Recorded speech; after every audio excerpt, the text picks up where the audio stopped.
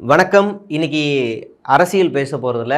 ஒரு திரைப்படத்த பத்தி தான் பேச போறேன். இந்த 2026 வந்ததுக்கு அப்புறமா ஒரு 3 நல்ல படத்த பார்த்துட்டேன். 1 பராசக்தி, 2வது டிடிடி, அடுத்ததா தாய்க்கிழவி.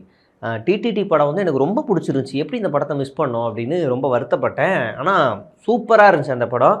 நல்ல ஒரு camera angle, colour correction, concept wise ரொம்ப எதார்த்தமான ஒரு சண்டைய வச்சு நல்ல படம் எடுத்திருந்தாங்க. ஸோ இன்னைக்கு நான் பார்த்த படம் வந்து தாய்க்கிழவி.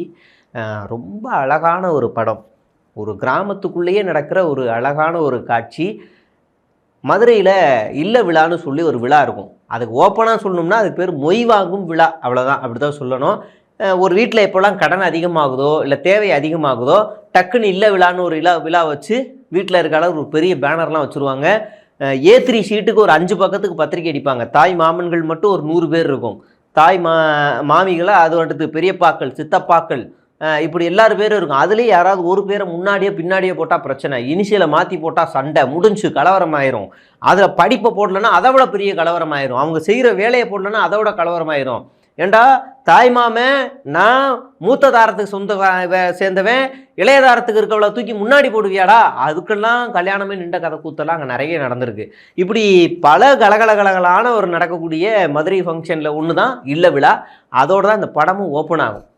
அதில் நிறைய சொல்லுவாங்க. இப்போ நான் ஒரு இல்ல விழா வைக்கிறேன்னா எல்லாரும் வந்து எனக்கு வந்து மொய் செய்யணும். அதே மாதிரி அவங்களும் வைப்பாங்க.